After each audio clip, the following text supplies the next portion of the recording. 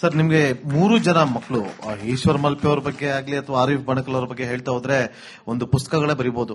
ಅವರ ಜೀವನದಲ್ಲಿ ಎಷ್ಟು ಕಷ್ಟ ಪಟ್ಕೊಂಡಿದ್ದಾರೆ, ಎಷ್ಟು ಕಷ್ಟ ಇದೆ.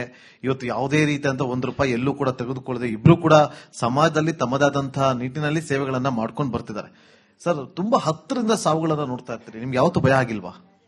ಖಂಡಿತವಾಗಿಯೂ ನಾವು ಎಷ್ಟೋ ಸಲ ದೇಹಗಳು ತೆಗಿಲಿಕ್ಕೆ ಹೋಗ್ತೇವೆ. ನಮ್ಮ ಆರಿಫ್ ಸರ್ ಸಹ ಗೊತ್ತಿದ್ದಾಗೆ.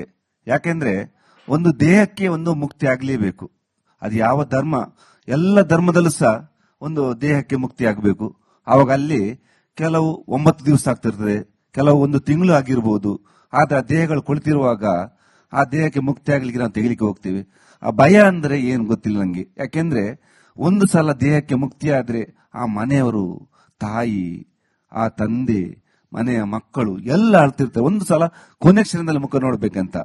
ಆವಾಗ ಅಲ್ಲೂ ಹೋಗಿ ನಾವು ಆ ದೇಹಕ್ಕೆ ಒಂದು ಮುಕ್ತಿ ಕೊಡುವುದು, ಆ ಮನೆಯವರ ಕಷ್ಟಕ್ಕೆ ನಾವು ಹೆಗಲ್ ಕೊಡುವುದು, ಅದೇ ಗೊತ್ತಿರೋದು. ಆದ್ರೆ ಭಯ ಇರೋದು ನನ್ಗೆ ಹೆಚ್ಚಿಗೆ ಈಗ ದೇಹಗಳನ್ನು ಕಂಡ್ರೆ ಭಯ ಇಲ್ಲ.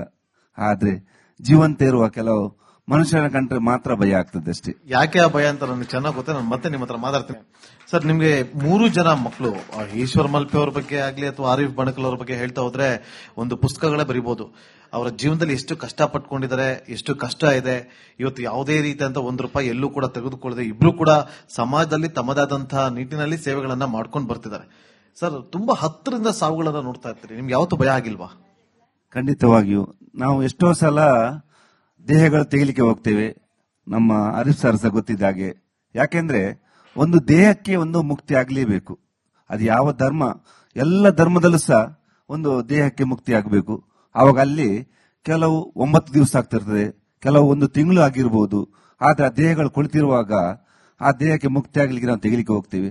ಆ ಭಯ ಅಂದ್ರೆ ಏನು ಗೊತ್ತಿಲ್ಲ ನಂಗೆ. ಯಾಕೆಂದ್ರೆ ಒಂದು ಸಲ ದೇಹಕ್ಕೆ ಮುಕ್ತಿ ಆದ್ರೆ ಆ ಮನೆಯವರು, ತಾಯಿ, ಆ ತಂದೆ, ಮನೆಯ ಮಕ್ಕಳು ಎಲ್ಲ ಅಳ್ತಿರ್ತಾರೆ. ಒಂದು ಸಲ ಕೊನೆ ಕ್ಷಣದಲ್ಲಿ ಮುಖ ನೋಡ್ಬೇಕಂತ.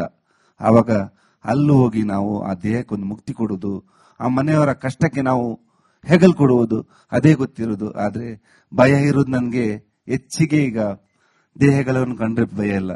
ಆದ್ರೆ ಜೀವಂತ ಇರುವ ಕೆಲವು ಮನುಷ್ಯನ ಕಂಡ್ರೆ ಮಾತ್ರ ಭಯ ಆಗ್ತದೆ ಅಷ್ಟೇ. ಯಾಕೆ ಆ ಭಯ ಅಂತ ನನಗೆ ಚೆನ್ನಾಗಿ ಗೊತ್ತೆ. ನಾನು ಮತ್ತೆ ನಿಮ್ಮ ಹತ್ರ ಮಾತಾಡ್ತೀನಿ.